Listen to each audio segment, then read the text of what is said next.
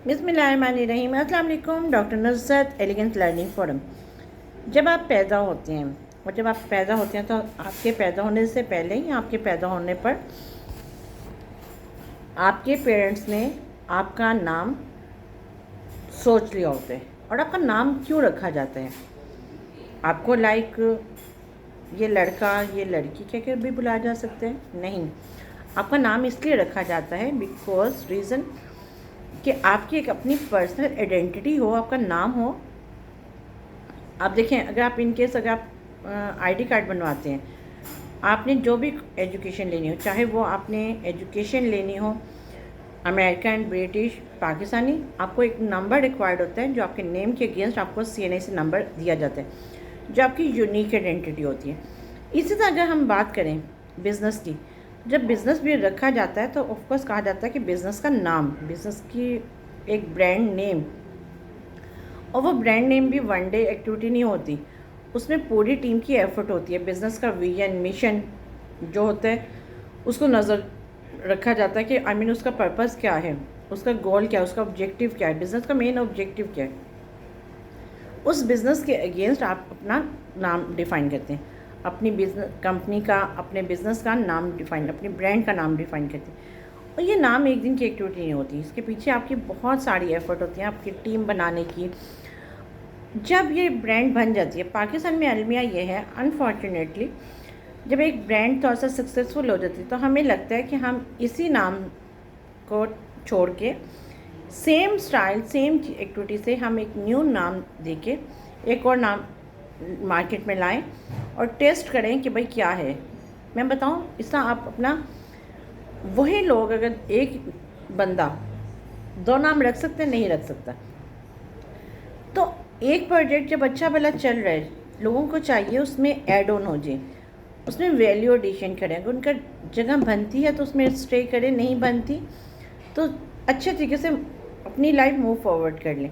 But again जो एक brand बनी हुई ब्रांड है ना, उसका नाम ख़राब ना करें, क्योंकि रीज़न ये आती है, ब्रांड वो चीज़ है, ब्रांड वो इम्पेक्ट है।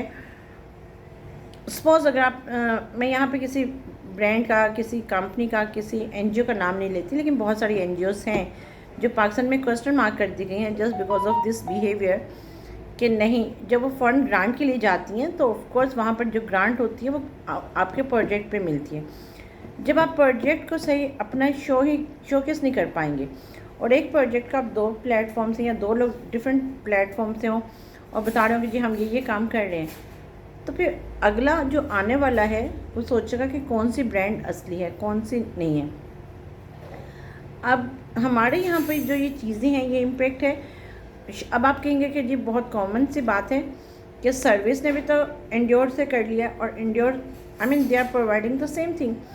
बट पॉइंट ये आता है कि आप अपनी ब्रांड को, अपनी चीज़ को उस चीज़ से मत करें, क्योंकि अगेन एक चीज़ आती है, सर्विस ने किया, सर्विस एक ब्रांड बन चुका हुआ है और उसने, अगर उसका एक भाई ने अपना बिज़नेस अलग किया, एक सेपरेट शेयर किए, तो वो ऑफकोर्स उन्होंने सेपरेट किया। बट पॉइंट ये आता है कि जब आपकी ब्रांड, आपका जो चाइल्ड, आपका प्रोजेक्ट है, आपका जो ब्रेन है, जो आपका आइडिया है, अगर उसका 4 से 5 साल हुए तो वो अभी बेबी प्रोजेक्ट है। उस बेबी प्रोजेक्ट को आप डिफरेंट नाम दे के, डिफरेंट टीम्स को ऐड ऑन करके ख़राब नहीं कर सकते। जो आपकी टीम चल रही होती है उसी में आप लोग खुद भी ऐड ऑन हो जाए और आप देखेंगे क्या तरक्की मिलेगी, क्या कामयाबी मिलेगी। बट हमारे यहाँ पे हम क्या होता है कि हमारी डेड एंड की मस्जिदें अलग हो जाती हैं। हमें लगता है कि नहीं, अगला बंदा तो बस उसने और क्या करना है, उसकी क्या इनपुट होगी। हम ये नहीं देखते कि वो दिन रात एक कर चुके हैं, उसने अपनी सारी पर्सनल लाइफ, अपनी प्रोफेशनल लाइफ को दे दी और वो इतनी एफर्ट के बाद वो एक ब्रांड बना पाया है। तो आप ज़रा सोचें, समझें और इस पर गौर कीजिए और बताइए कि आप क्या कहते हैं। क्या आपके ख्याल से एक प्रोजेक्ट, एक चीज़ के 5-5, 4-4 नाम होने चाहिए, या सिर्फ एक नाम रख के उसको एक्चुअल ब्रांड का नाम लेवल दे के अप करें और फिर देखें कि क्या मज़ा आता है। और हम जब खुद उसमें शेयरिंग करेंगे तो हमें पता चलेगा येस कि हम कुछ कर रहे हैं, हम कोई वैल्यू एडिशन कर रहे हैं। अपना ज़रूर इनपुट दीजिएगा। Thank you so much.